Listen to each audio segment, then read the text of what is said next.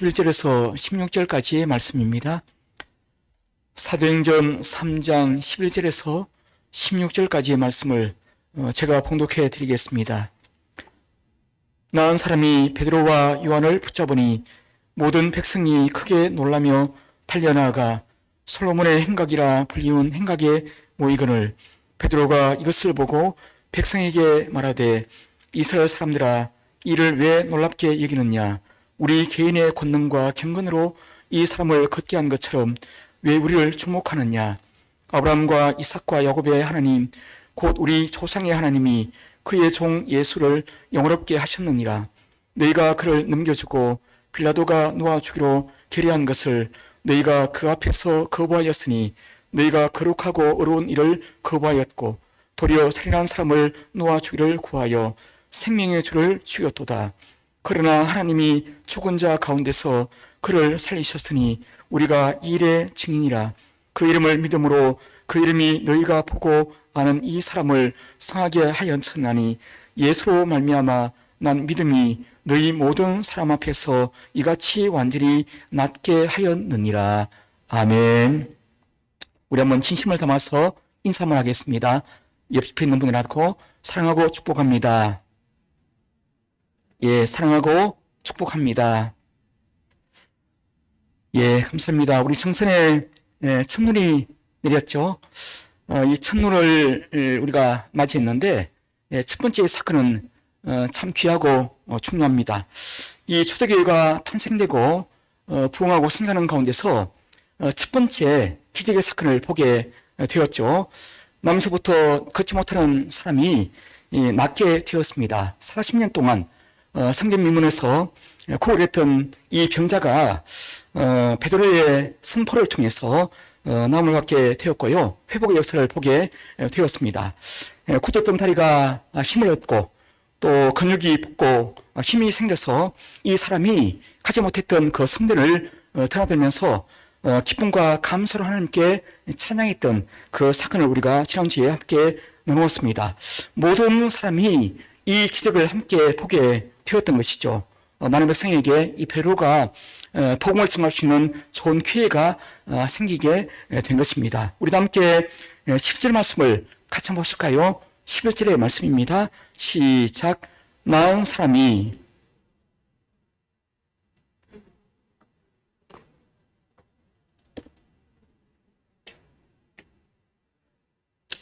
아멘. 베드로와 요한이 이 기적의 사건을 마무리하고 난 다음에 현장을 떠나려고 이제 일어난 그 가운데 기도를 하기 위해서 성전에 올라가는 그 상황이 있습니다. 그런데 나은 사람이 이 베드로와 요한을 붙잡고 놓아주지 않고 있는 것입니다.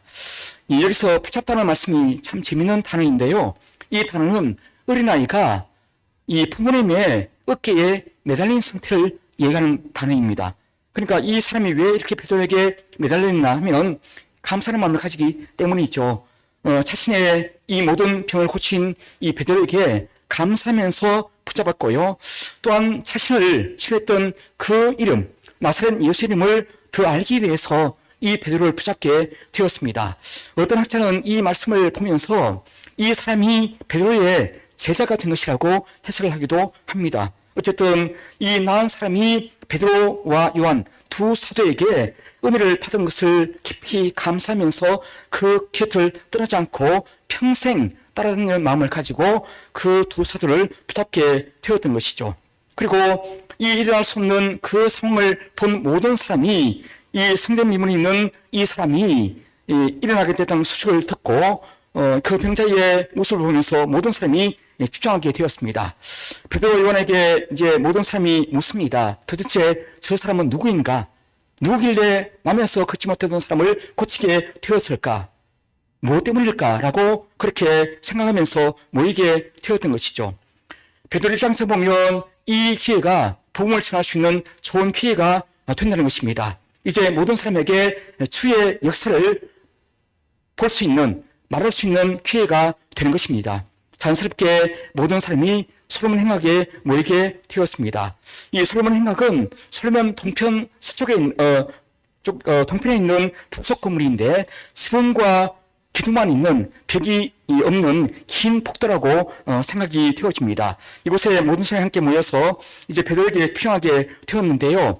베드로와 요한, 나은 사람이 함께 모이고 모든 백성이 함께 모여서 이 베드로와 요한에게 집중하게 되었습니다. 이때부터 베드로의 설교가 시작되었는데 이 베드로 설교의 첫 마디가 무엇이었을까요? 우리도 함께 12절 말씀을 함께 보겠습니다. 12절의 말씀입니다. 시작. 베드로가 이것을 보고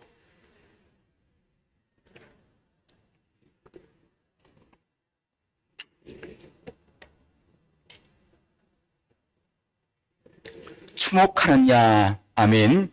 베드로와 요한이 설교를 하면서 했던 제일 첫 마디가 두 가지입니다. 왜 놀랍게 여기느냐, 왜 우리를 주목하느냐. 이 두 가지 주제가 베드로 설교의 주제였습니다. 왜 놀랍게 여기느냐라고 묻고 있습니다. 함께 모인 모든 백성들에게 묻고 있습니다. 왜 놀랍게 여기고 있느냐. 여기 모인 모든 사람은 유대인들이죠.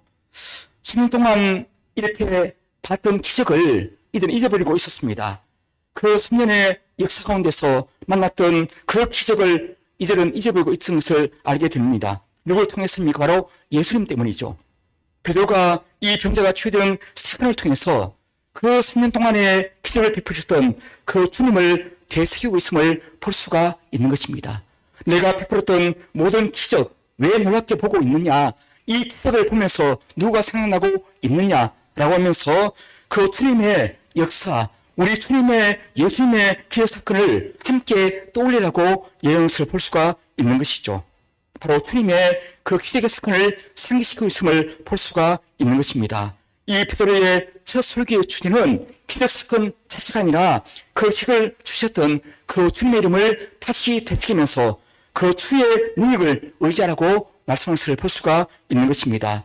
예수님 이름을 내가 처음 듣느냐, 이 모든 기적의 역사를 처음 보는 것처럼 왜 이렇게 놀라고 있느냐라고 하면서 이 기적을 베풀었던 그 주님을 상기시키고 있음을 볼 수가 있는 것입니다. 그리고 또한 얘기하고 있습니다. 왜 우리를 주목하느냐, 왜 우리에게 이 모든 기적을 보면서 우리에게 주목하고 있느냐고 얘기하고 있습니다.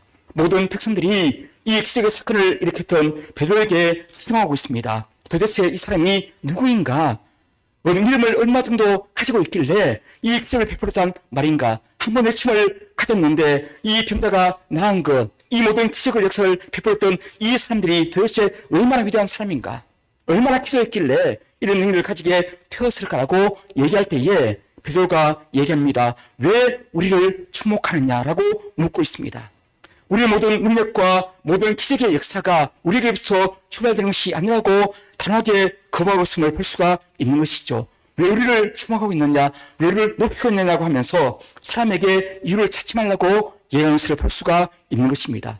사람을 높이거나 사람에게 영광을 돌리지 말라고 예언을 볼 수가 있는 것이죠.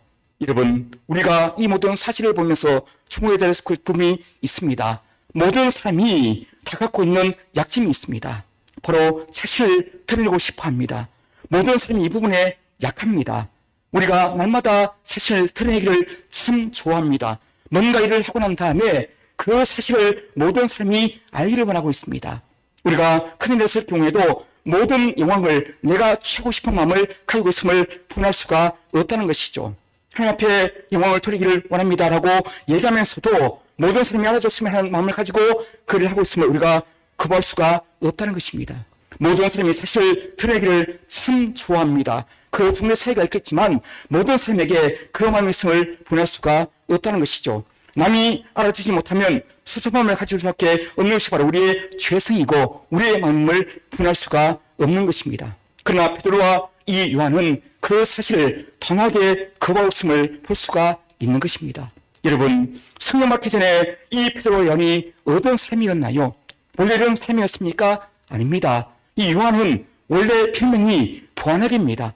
이 보아나게는 순둥이 아들, 번개 아들의 뜻을 가지고 있습니다. 정말 불같은 생각 가진 그런 삶이었습니다. 모든 일을 기었고 자기 마음대로 하고 싶은 고집 가진 그런 삶이었습니다. 누구에게도 치지 않는 생각 가진 그런 삶이 바로 요한이었습니다. 베드로도 어떤 삶이었습니까? 남이 알아주기를 참 좋아하는 삶이었죠. 모든 삶 앞에서 나서기를 좋아하는 삶이었습니다. 다른 제자들보다 열심을 가지고 살았던 그런 사람인데 이 사람은 그렇게 말하고 있습니다. 다른 모든 제자가 다 죽을 버린다 할지라도 저는 목숨 걸고 예수님을 따르지 않겠습니다라고 얘기했던 이 베드로가 그 날 밤에 3번이나 주님을 부인하게 되었던 우리가 알고 있습니다.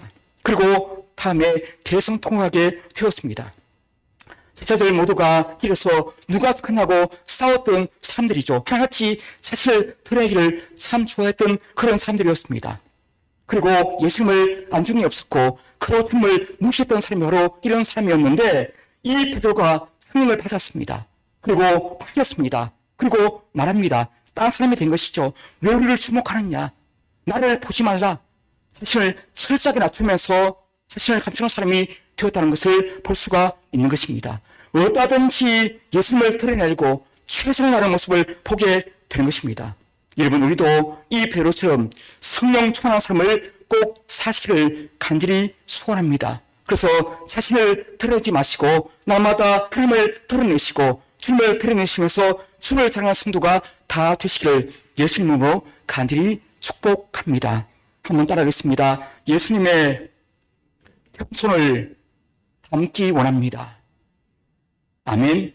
날마다 예수님 겸손을 닮아서 자신을 철저하게 낮추고 감추는 사람을 꼭 사시기를 다시 한번 축복합니다. 우리도 함께 10절 말씀을 함께 보겠습니다. 13절의 말씀입니다. 시작. 아브라함과 이삭과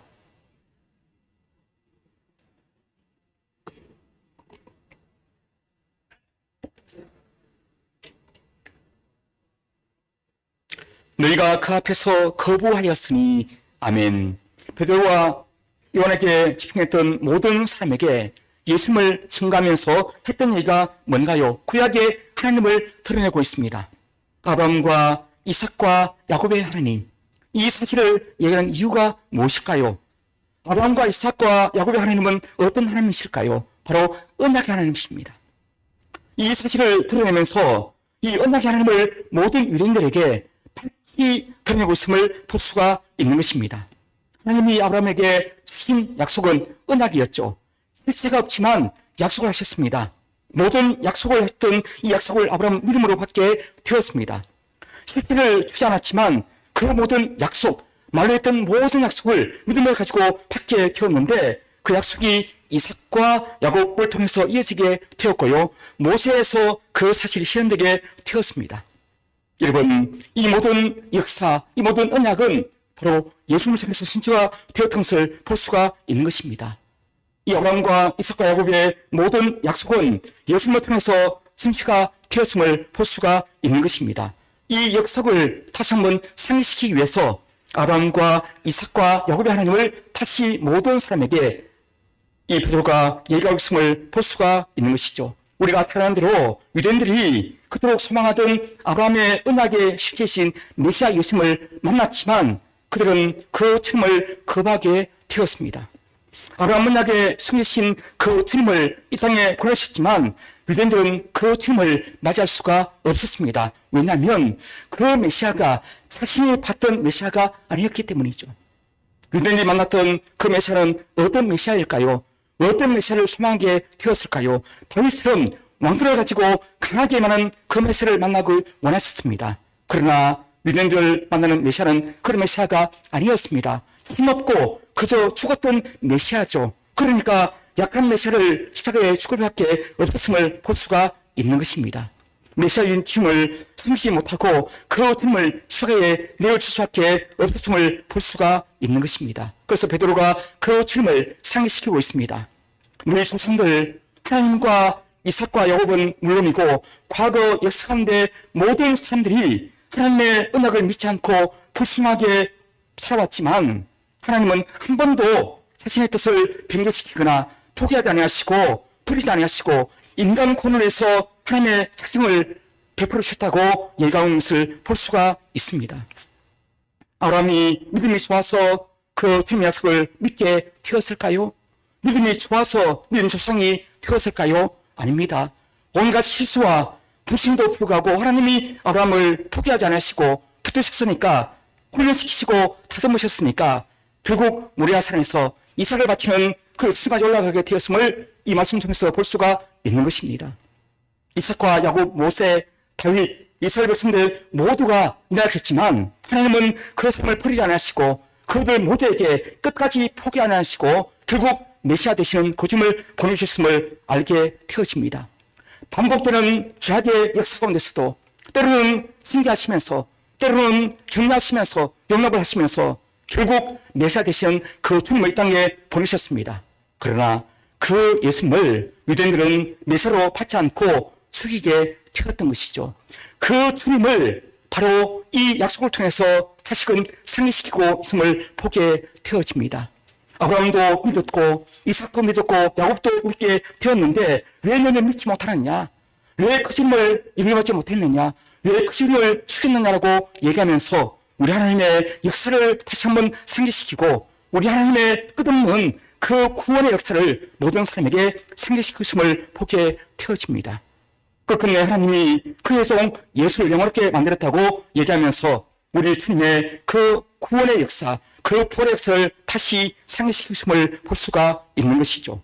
이 주님의 그 죽음과 부활이 그냥 너희가 죽이고 끝나지 아니하고 하나님께서 반드시 이루시는 그 구원 가운데서 이제 부활을 시키면서 반드시 은혜가 주어지림을 이 말씀 통해서 보게 되어집니다.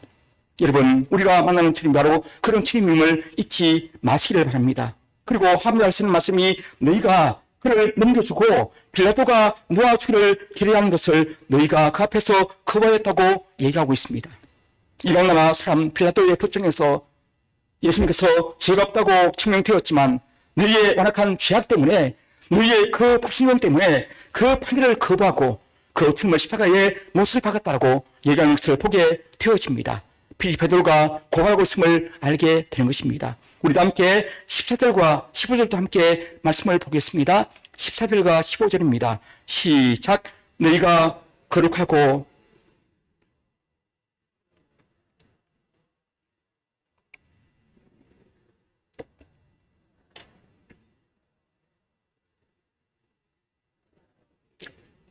아멘. 유대인들의 완악한 죄성과 예수님의 그 죽음을 강조하고 있습니다.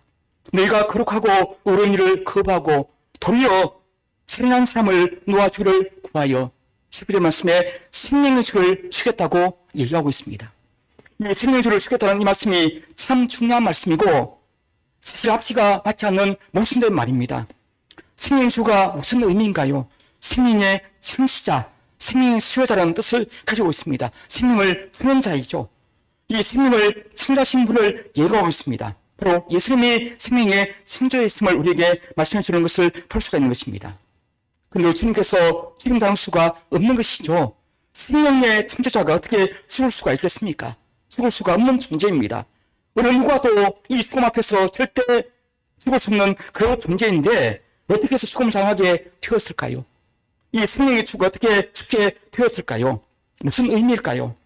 하나님은 인간을 구원하시는 뜻을 이루기 위해서 그 생명의 주님을, 예수님을 죽음의 자리에 넘겨주었다는 의미입니다. 스스로 죽음 자리를 찾았다는 얘기이죠. 그 후의 죽으심과 모든 그 사명은 하나님의 뜻이었음을 강조하는 말씀으로 생각이 되어집니다. 요한복음 19장 17절에 보면 예수께서 신 포도주를 받으신 후에 이르시되 다 이루었다 하시고 머리를 숙이니 영혼이 떠나가시니라고 말씀하고 있습니다. 다 이루었다고 얘기하고 있습니다. 텔레라는 말씀인데 빛을 같았다는 얘기죠. 나의 죽음이 내가 원하는 모든 삶들이 나의 공생애가 그 주님의 역사가 하나님의 뜻이었음을 모든 사람에게 승화하고 있음을 보게 되어집니다. 주의 죽으심, 그 모든 부활도 주의 역사 가운데서 주시는 하나님의 주권적인 역사를 모든 사람에게 승화하고 있음을 볼 수가 있는 것입니다. 15절 말씀에 너희들이 영적 무지와 완악한 자기 고집으로 하나님의 뜻을 거스리고 생명의 주를 예수님을 죽임의 살까지 몰아넣었지만 오히려 하나님은 너희의 리스크를 도구 삼아서 예수님의 생명을 너희에게 내어줌으로 말미암아 마침내 구원을 이루었다고 베드로가 수고했음을 보게 되었습니다. 이 사실을 왜 모르느냐고 얘기하고 있는 것입니다.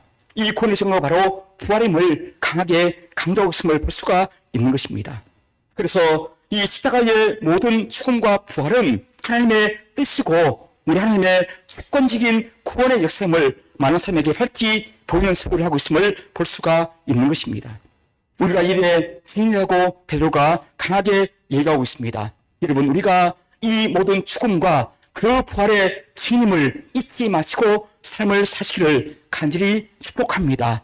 이 베드로의 고백과 이 설교가 우리의 삶에 간증이 되어지고 우리 모든 삶의 복이 되는 은혜를 우리가 충만히 받을 수 있는 삶을 꼭 사시길 바라고요.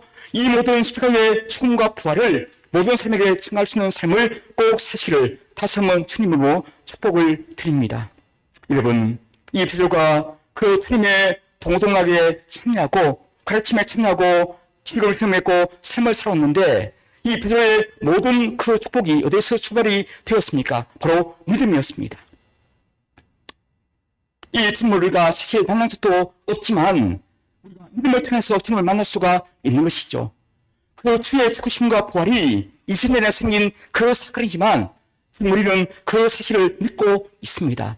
그 주의 죽으심과 부활을 우리의 마음속에 믿고 삶을 살고 있습니다. 날마다 믿음을 통해서 그 주님을 우리가 삶 속에 만나고 있음을 우리의 삶을 통해서 가능할 수가 있는 것이죠. 담대하게 고백할 수가 있다는 사실입니다. 우리도 함께 갈라디아서 2장 20절을 함께 고백해 보겠습니다. 우리 함께 말씀을 보겠습니다. 시작. 내가 그리스도와 함께 십자가에 못 박혔나니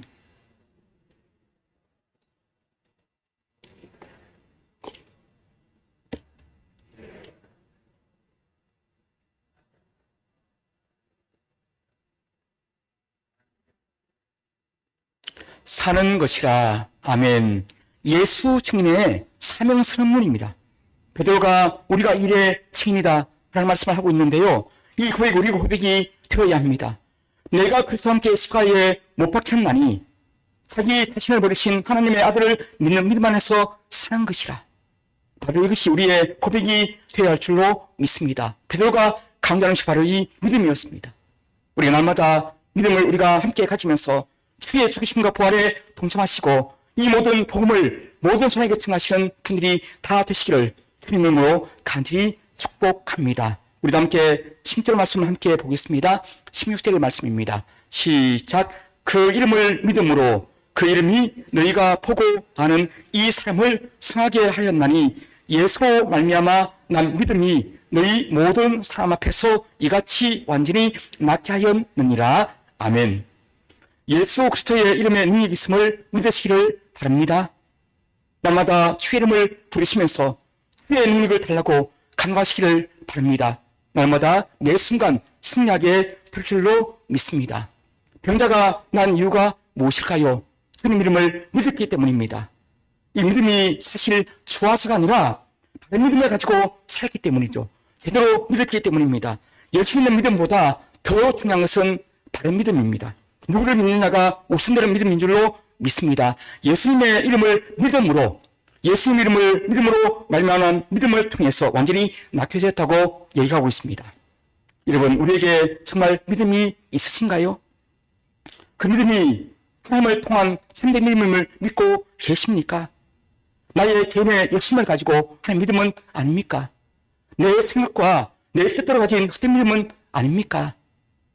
우리 주님께서 주시는 믿음을 가지고 날마다 삶을 사시기 원하는데요.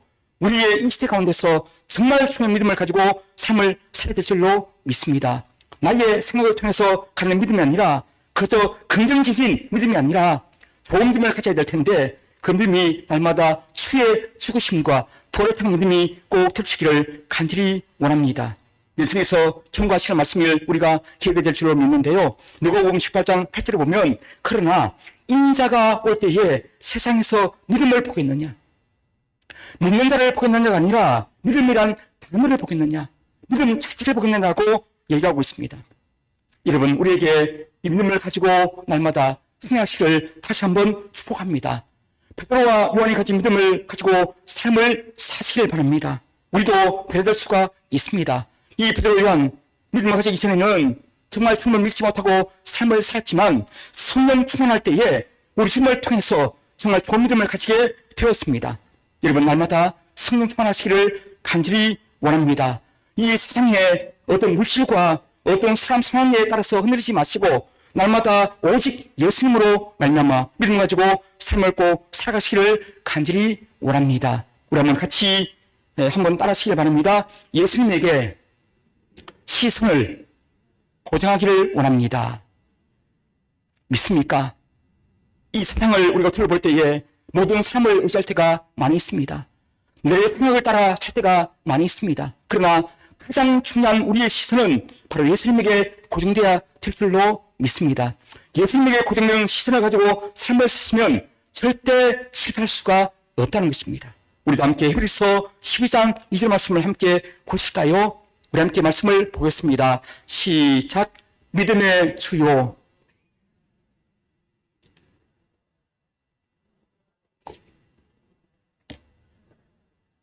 부끄러움을 개치 아니하시더니 하나님 보좌 우편에 앉으셨느니라.